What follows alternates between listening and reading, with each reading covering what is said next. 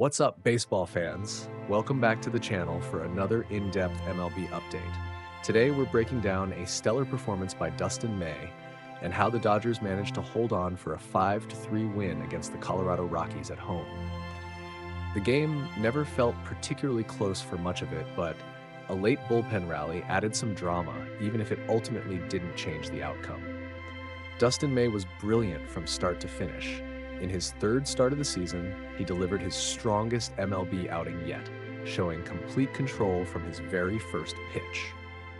Aside from an error from Max Muncy, May cruised through the first 5 innings, retiring 15 of the first 17 hitters he faced and finishing his outing in just 76 pitches. His performance was a key factor in the win, and he looked in command throughout his outing. Early momentum was built by the Dodgers' offense. Shohei Ohtani got things rolling in the first inning with a single, and Mookie followed with his 4th home run of the year at Dodger Stadium, providing a spark that set the tone for the game. Even though the Rockies managed to get on the board in the 6th inning with a well-placed RBI double by Kyle Farmer, May navigated that inning smoothly, keeping his focus and control intact. Offensively, the Dodgers continued to contribute at critical moments. Ohtani, who has grown accustomed to the solo shot, 4 of his 5 home runs coming with no one on base, finished the game 3 for 5 with a home run and scored all 3 times he reached base. Though 2 of his final 3 at-bats ended with fly balls caught at the warning track, his overall production was exactly what the team needed. On the defensive side, the bullpen did face some pressure. In the 7th inning, Anthony Banda allowed a 2-run homer that kept the Rockies in the game. Later, both Kirby Yates and Tanner Scott allowed a base runner to reach base in less than ideal innings, but they ultimately got the job done, shutting the Rockies down for the remainder of the game. One area of concern was the Dodgers' lineup. 9 of their 10 hits came from the top 4, while the hitters from 5th to 9th combined for just 1 hit in 13 at-bats, leaving runners stranded. Overall, Dustin May's dominant performance underscored his potential as a key piece in the Dodgers' rotation, even if the team's offensive consistency remains a work in progress.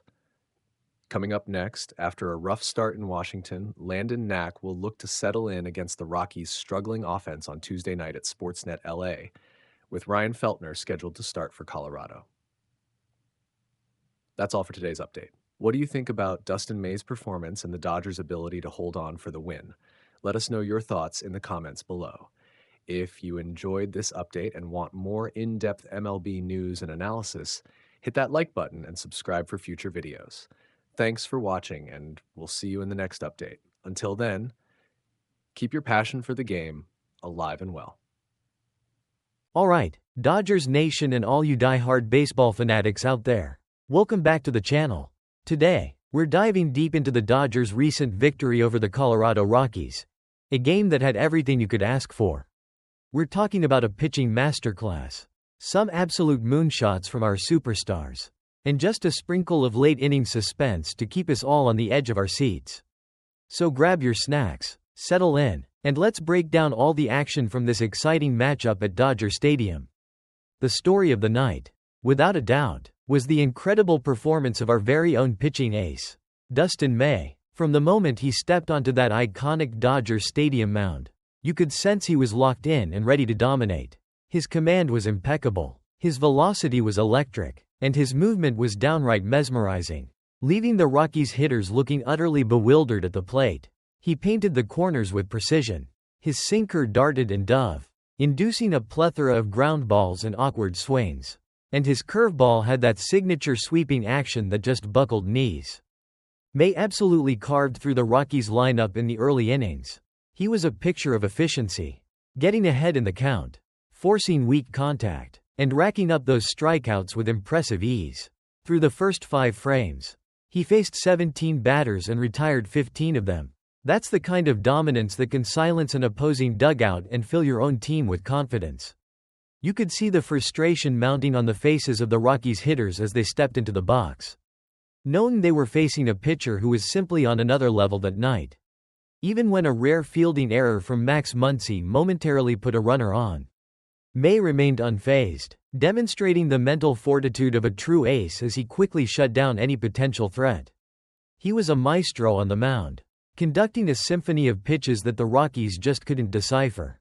Then came the 6th inning, and just when we thought Dustin May might be flirting with a shutout, the baseball gods, in their infinite wisdom, decided to throw a little curveball our way.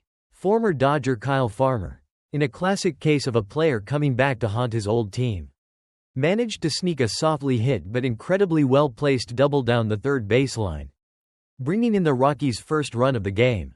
It was a bit of a frustrating moment, but May, ever the professional, didn't let it derail his stellar outing. He gathered himself, finished the inning strong, and concluded his night with a fantastic line: 6 innings pitched, just 3 hits allowed, 1 earned run, and 7 strikeouts, all on a remarkably efficient 76 pitches. That's the kind of performance that earns you a standing ovation.